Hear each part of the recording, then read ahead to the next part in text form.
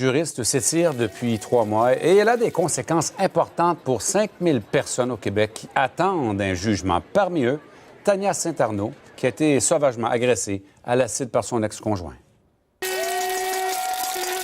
La grève des juristes du gouvernement du Québec, qui dure depuis presque 3 mois, aura des conséquences très graves pour des milliers de victimes de la route, des accidentés du travail, des victimes d'actes criminels, parce que les tribunaux administratifs sont complètement paralysés. Ça crée un chaos incroyable dans les causes et ça crée des délais absolument catastrophiques. Déjà, des victimes devaient attendre jusqu'à 2 ans pour obtenir une première audience devant le tribunal administratif. 22 postes de juges sont toujours vacants.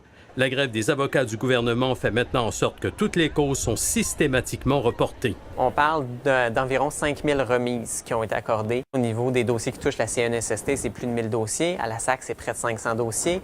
En matière de Revenu Québec, c'est environ 1500 dossiers. La curatelle publique n'est pas épargnée. C'est environ une centaine de dossiers qui n'ont pas pu procéder devant les tribunaux. Des victimes qui ont de la difficulté à joindre les deux bouts vont faire les frais de ce conflit, dit l'ex-ministre de la Justice du Québec. Alors, le gouvernement ne paye pas ses avocats, donc il fait de l'argent là-dessus. Il ne paye pas les victimes qui devraient être payées s'ils gagnaient leur cause. Merci. Une de ses clientes, Tania Saint-Arnaud, devait être entendue lundi. Elle a été avisée à la dernière minute qu'il ne se passera rien. Moi, des fois, je me fais dire, ton agresseur il est sorti de prison déjà, puis toi, c'est même pas réglé encore avec la cour. En 2012, l'ex-ami de Tania Saint-Arnaud lui a jeté au visage un produit corrosif. Elle a été brûlée sur 19 % de son corps.